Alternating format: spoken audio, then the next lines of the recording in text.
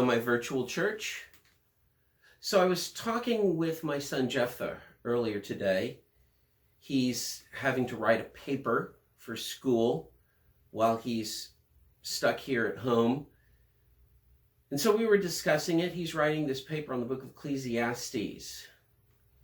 And one of the things that we were talking about is the way that the wisdom tradition in ancient Israel, of which the book of Ecclesiastes is a part, that would be Psalms, Proverbs, the book of Job, Song of Songs, additionally, how those books written by the sages, let's call them, arrived at a truth from underneath, building up to it from the ground up, that was very similar to and corresponding with a truth that the prophets arrived at, working from the top down, so to speak. And the idea is that what both the prophets and the sages recognized, we might even almost say discovered, is that there is a correspondence between what you think about God and how you act toward people. So what the prophets discovered was that bad beliefs about God, in their case idolatry, worshiping that which is not God or having an incorrect understanding of who God is, idolatry results in injustice. Idolatry in the society's religion results in injustice in how people treat one another in the society. Well, in the same way, what the sages discovered from underneath in the wisdom literature is that what you believe about God results in how you treat people. But from their point of view, it was that atheism, so to speak, the fool says in his heart there is no God. Atheism results in relativism. If there is no eternal truth, then there is no eternal morality. If there is no ultimate ideal, then there is no ultimate morality. How we treat one another is a direct result of what we think about God, so to speak. In other words, you behave your beliefs, you do your doctrine. That's a really interesting thought. And so I was thinking about that today, and I was thinking about one of my favorite descriptions of God in the Bible, because it's a deep and profound description of God. It's the description that the Apostle Paul uses when he is in Athens on the Areopagus. He says, "In him we live and move and have our being."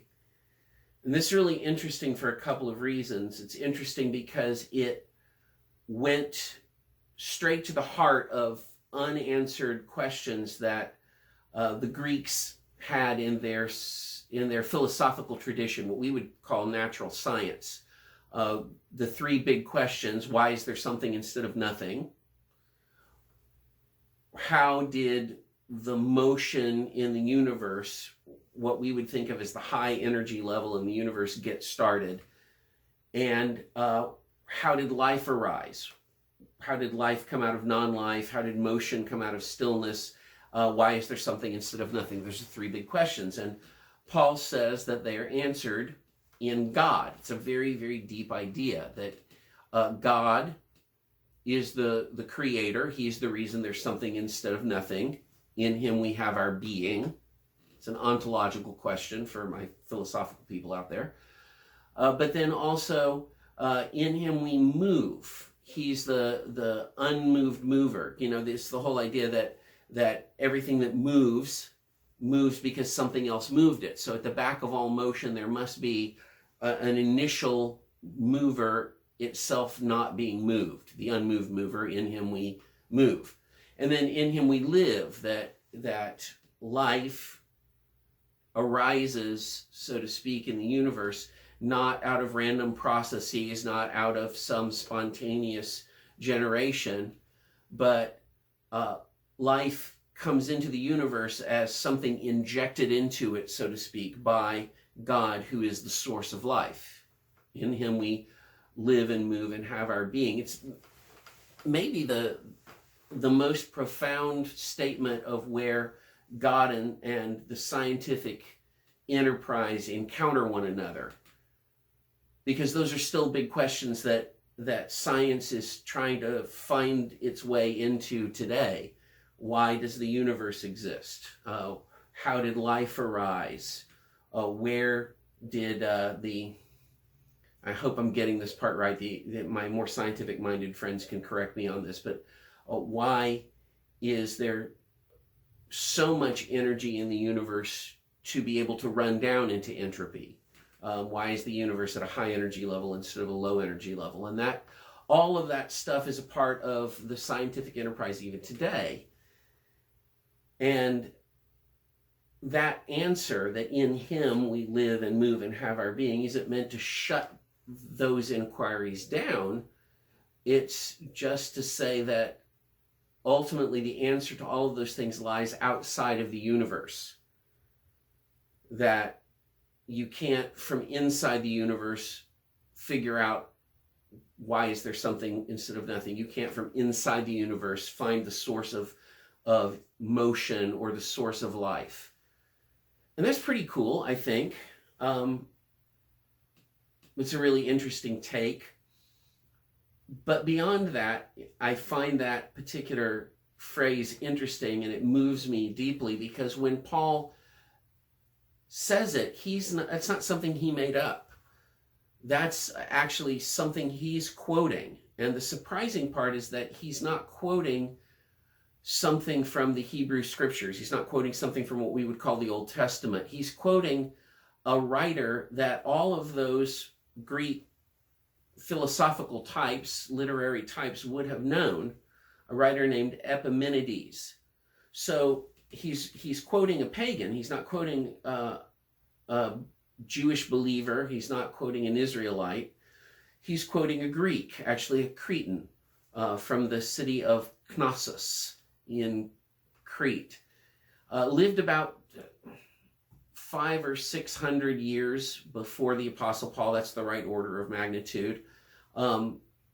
One historian says that he knew Pythagoras. For my math people, if you know Pythagoras and his famous theorem, Pythagoras and Epimenides apparently knew one another.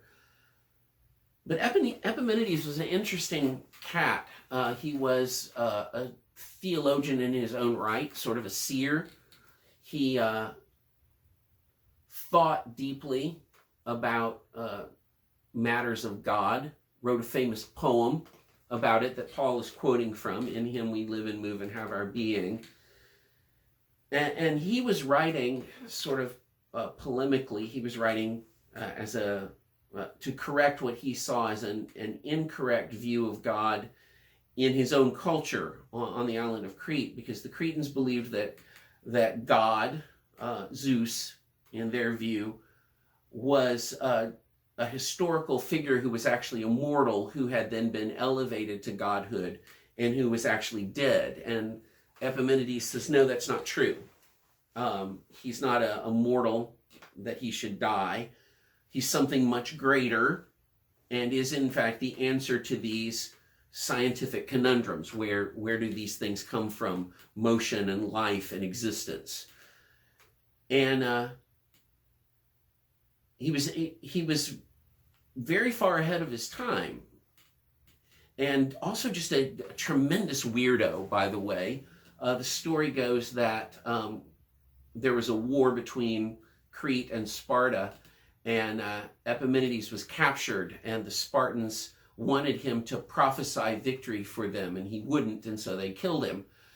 And after they had executed him, they discovered that his body was covered in tattoos, which was very strange, because the Greeks in general didn't hold with any markings or cuttings on the body. They thought that the human body was in some sense sacred and shouldn't be marked on or cut on in any way. The only people they tattooed were slaves, and yet he had tattoos all over his body from head to toe. The story goes, in fact, that the the Spartans were so taken by this that they actually skinned him and preserved the skin, which I know that's gruesome, but they hung it on the wall in their governmental chambers as a sort of good luck charm, the skin of Epimenides, and it was there for a long time. But the reason I like that, the reason that moves me so much to think of that phrase and to think of Paul hauling that pagan poet and seer, so long dead, into the Bible so that he becomes permanently a part of the Christian consciousness, so to speak. I love that idea, so to speak, God, if we think of God as the one who inspires the Bible, who is the inspiration behind it, and who decides ultimately what's in and what's out, that God himself in some way was taken with Epimenides and with the depth of his insight, and wanted to make sure that thought was preserved for all time. And if that thought is in fact true, as I believe it is, then it's true whether you believe it or not, whether you know it or not, whether you like it or not. In him we live and move and have our being. But I was thinking today about what it would mean to have that as your theology, so to speak, to have that as your doctrine that you do, to have that as your belief that you then behave. Because what the sages and the prophets of ancient Israel, remember, discovered is that bad doctrine leads to bad doing. Bad belief leads to bad behavior. And so conversely, if you have good doctrine, you're going to have good doing. What would it mean to take that little phrase as a part of the doctrine that you really believe about God, and then to try to live it out in a conscious and consistent way? That in him we have our being. So that you get up every morning and receive your existence, however it is, whatever situation you find yourself in, as a gift from God. And you say, this is what God has for me today. And you receive it with gratitude. And then at night you return it to him for safekeeping as you go to sleep. Because in him you have your being. And that in him we move. The idea that as you go about your day, that wherever you go, wherever you travel, whatever your motion path is through the world, that you have that in God. So that as you go to the grocery store, in him you move. So that then you see the various encounters that you have during the day as in some way God guided. What would it mean to see each encounter you have with whatever person you encounter, of course, from appropriate social distance during this time of COVID-19? What would it mean to think of yourself as somehow moving through the world at the behest of God? And then what would it mean to say, in him we live?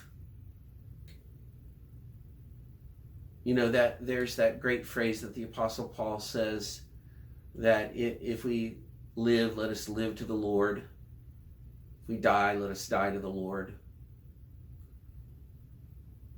What would it mean to say, in him we live? That your life is guided and guarded by God. I think it was Jim Elliot who liked to say, remember, you're immortal until your task is done. And I think it would take a great deal of the fear out of living, even in very uncertain times, if you really think of yourself as someone who lives in God. Then your life is his. And wherever you go and whatever you do, whoever you meet and whatever happens to you is under his control and managed by his sovereignty.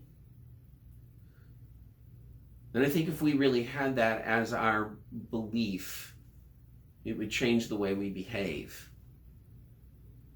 At least I find that the more I am baptized in that belief, immersed in it, the better I behave. So I hope as you spend your time in staying home and working safe, as you try to do all you can to be as prudent and as wise and as careful in this delicate time that we live in, I hope that you will say to yourself, in him we live and move and have our being. And that maybe that will give you a little more confidence and a little more calm and a little more determination to make the best of these circumstances and redeem this time. Well, that's all I wanted to say today. I hope that if this video has blessed you, that you will engage in all of the various YouTube behaviors, that you'll hit the like button, that you'll subscribe, that maybe you'll share this with someone that you think could benefit from it, that you'll hit the little bell icon so that you can get notifications when our YouTube channel gets updated. Mostly though, I just hope that you will have a little more intentionality as you go through your day, and that this will give you material for reflection. I look forward to seeing you in person eventually again, and I hope that you have a great day today. That's all. I love you. Be safe.